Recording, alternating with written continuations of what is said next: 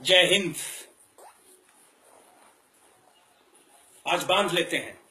वैसे तो हम हमेशा से बांधते आए हैं, लेकिन आज आपको बांधना सिखा देते हैं।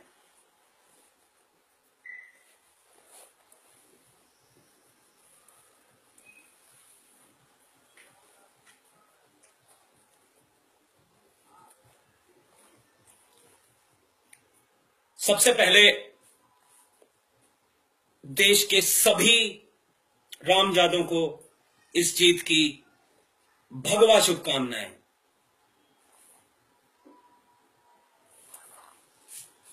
लेकिन दोस्तों, आप देख रहे होंगे कि शायद कुछ गंभीर मुद्रा है मेरे चेहरे पर, तो उसके लिए मैं आपसे कहना चाहूंगा कि ये जीत अभी मात्र एक शुरुआत है।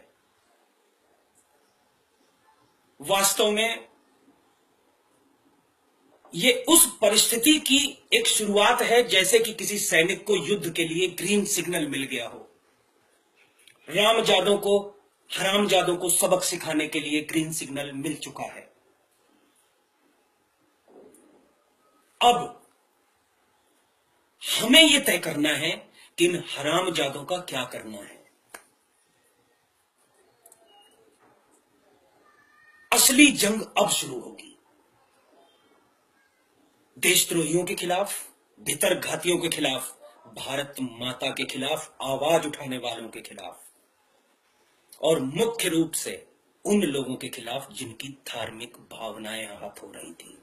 पिछले कुछ सालों से जिन्होंने धार्मिक भावनाओं के नाम पर इस देश में दंगे किए, हिंदुओं के घर जलाए, न जाने कितने बलात्कार किए, हिंदुओं को कैराना जैसे न जाने कितने स्थानों से भागना पड़ा, जो परिस्थितियां खड़ी कर दी कि बच्चियों को स्कूल छोड़ना पड़ा, हमें याद रखना होगा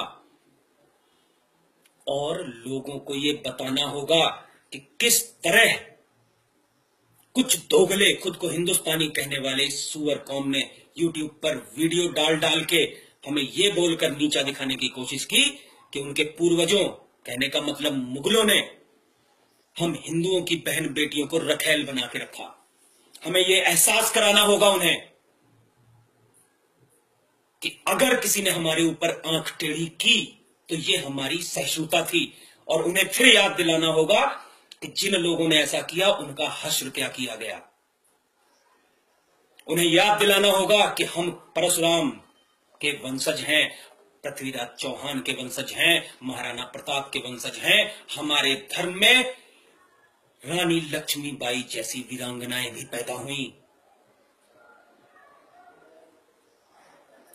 और एक बात याद रहे, अब ये दोगला समाज, जिसे मैं सुअर समाज कहता हूं, अब ये आपसे धार्मिक सहिष्णुता की बात करेगा, भारतीयता की भी बात करेगा, हर वो हथकंडा अपनाएगा जिससे कि आपको दया आ जाए, क्योंकि हमारा धर्म बहुत ज्यादा लचीला है। लेकिन याद रहे गीता का वो उपदेश कि दुष्ट के साथ सिर्फ दुष्टता का व्यवहार करो, कोई दया नहीं, धर्मपरायणता के नाम पर कोई दया नहीं। जो व्यक्ति धर्म के आड़े आए, जो व्यक्ति राष्ट्र के आड़े आए, उसके साथ कोई दया भाव मत दिखाओ, क्योंकि अगर आज आप इन्हें छोड़ दोगे तो कल ये आपको नहीं छोड़ेंगे। इस बात को आपको सबको समझना है कि यदि आज आपने इन्हें छोड़ दिया तो कल ये आपको नहीं छोड़ेंगे। अब बात करता हूं मुद्दे की कि करना क्या है। आज मेरे देश में जो सबसे मुख्य जरूरत है वो है एक देश एक कानून की। हर व्यक्ति पर समान कानून लागू होना चाहिए।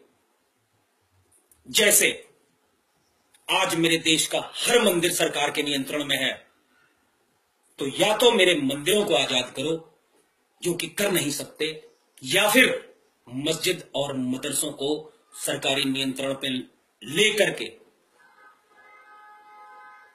वही सारे नियम जिस तरह मंदिरों पे लागू होते हैं उन्हें मस्जिदों और मदरसों पे अप्लाई करो, इन आतंक की फैक्ट्रियों पे अप्लाई करो।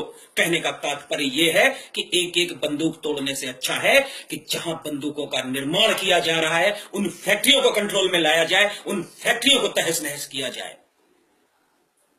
आज ये बात किसी से अनछुपी नहीं है कि मदरसों से कोई इंजीनियर, डॉक्टर या मास्टर नहीं निकलता। जब भी देश में कोई आतंकवादी पकड़ा जाता है तो वो इन्हीं फैक्ट्रियों की पैदाइश होता है। तो कंट्रोल करने की जरूरत है। जिस तरह मंदिर सरकार के नियंत्रण में है, उसी तरह हर मस्जिद और मदरसा एक कानून के तहत सरकार के नियंत्रण में होना ही चाहिए। इसके लिए अथक प्रयास करना होगा।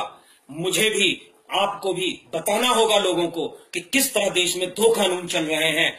उन्हें तो हज सब्सिडी के नाम पर हमारा पैसा दे दिया जाता है, उन्हें तो मदरसों के अनुदान के नाम पर हमारा टैक्स का पैसा दे दिया जाता है, और हमसे अमरनाथ यात्रा पे टैक्स ले लिया जाता है। हमारे मंदिरों से 37% टैक्स वसूल लिया जाता है। ये बात हमें जन जन तक पहुंचानी होगी कि किस तरह धार्मिक मामलों का संज्ञान दे करके ये लोग शादी और तलाक तो शरिया के हिसाब से कर लेते हैं, इस्लाम के हिसाब से कर लेते हैं, जबकि बलात्कार के नाम पर इन्हें सहूलियत के तौर पर भारतीय संविधान चाहिए, क्योंकि उसमें तो समझ रहे हैं, आपको भी समझना है, साथ वालों को भी समझाना है। और एक मुहिम के तहत इस बार नहीं, मैं मित्रों फिर कहूंगा, अगर इस बार नहीं तो फिर कभी नहीं, अगर अभी नहीं तो फिर कभी नहीं। जुट जाइए। देश की 30 से 40% समस्याएं यकीन मानिए सिर्फ इस एक कानून से खत्म हो जाएंगी। आइए मिलकर के प्रयास करें इस गंध को खत्म करने का, इस देश में चल रहे दो कानूनों को खत्म करने का, देश से शरिया कानून को मिटाने का। और देश अगर गीता से नहीं चलेगा तो किसी कुरान से नहीं चलेगा, किसी बाइबल से नहीं चलेगा।